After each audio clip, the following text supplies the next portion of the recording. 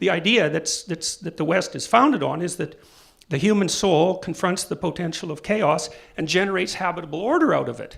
And that's why the individual has divine status, let's say, in the West. That's why in our oldest books, the idea is that the human being was made in the image of God, because God is also the thing that takes potential and transforms it into order. This is a profound idea, and it's something that the postmodernists, they hate that idea. They absolutely hate it, and that's why they won't do things like engage in dialogue, right? Dialogue is the shared logos. That's the root of the word. They won't engage in dialogue because in their world, your identity is either oppressor or oppressed. That's back to the Marxism that underlies postmodernism. And that's all you are. You're whatever your ethnicity is, or your racial group, or your sexual identity, or whatever identity group they want to come up with, because they can be infinitely fractionated. And you're either an oppressor or an oppressed. And that's all there is to you. Like, you're just a member of a group. And if you're oppressed, then you're good, and then if you're an oppressor, then you're bad. But the problem with that, even though there's some truth in it, because like I could pick out an identity dimension for any of you that you're an oppressor along, and another dimension along which you're oppressed, no problem. But the problem with that is that it doesn't actually tell you what to do. And this is also the problem with the postmodern identity. Identity isn't just who you think you are, and it's certainly not your bloody ethnicity or your sexual preference or anything so stupid. And the reason for that is that your identity is what you use to operate in the world. Like, it's what makes you a functional person, and not only as far as other people are concerned, but as far as you're concerned, but also as far as nature itself is concerned.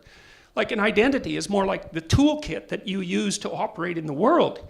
And, being black or being white or being gay, it's like, that's not a toolkit to operate in the world. At best, it's a shallow description of one dimension of your being. And identity is something that you have to negotiate with other people because they need to trade with you. It's like, you have something to offer, and if I have something to offer, then we can communicate, and hopefully it's good for you, and it's also good for me. We both benefit from that. And that's identity. It's like these ideas that identity is, first of all, subjective whim, which is what's been basically written into Bill C-16. It's like, that's a really poorly socialized 3-year-old thinks that. Is that I'm whoever I want to be and no one else has anything to say about it. It's like, well, try that on the playground and see how many kids will play with you. It's like 0, unless they're forced to, Mom, that person doesn't know how to play. Well, that's okay, Timmy. You go find someone else who knows how to play. It's like, and I mean this seriously, because if you look at the way that identity is formulated among children, what you see is that at the early stages, when they're really trying to catalyze a proper identity, they do that by learning how to play with others. And that means they learn how to cooperate and compete. They learn to play a shared game, not their own damn game.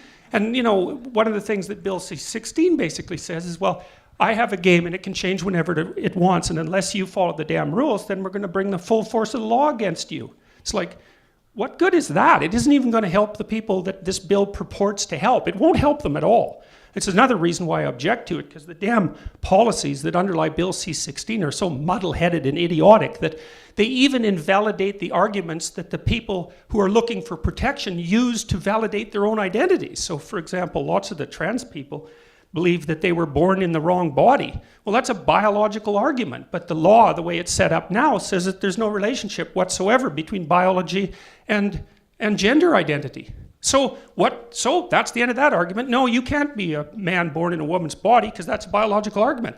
If you think you're a woman, it's just a whim. Well, and that says it in the law. It's like, whatever you want, bucko. It's okay, if it's whatever you want, why should I take it seriously? If you're making a claim, well, I'm a different sort of person, fundamentally, there's, something in my wiring, let's say, something fundamental has made it impossible for me to live in the category that seems self-evident. Well, then you've got some power behind your argument. But if it's just, well, I'm X today and Y tomorrow, or maybe I can change it every hour, how in the world is anybody going to take that argument seriously across time? You want to do the same thing with sexual preference? It's like, oh, there's no biological basis. Okay, then, why the hell shouldn't I tell you who you can sleep with and who you can't? If it's just your damn whim. So what kind of stupid law is that? How is that going to protect people who are in a minority position if you reduce it to complete unreality? Well, back to postmodernism, I guess. So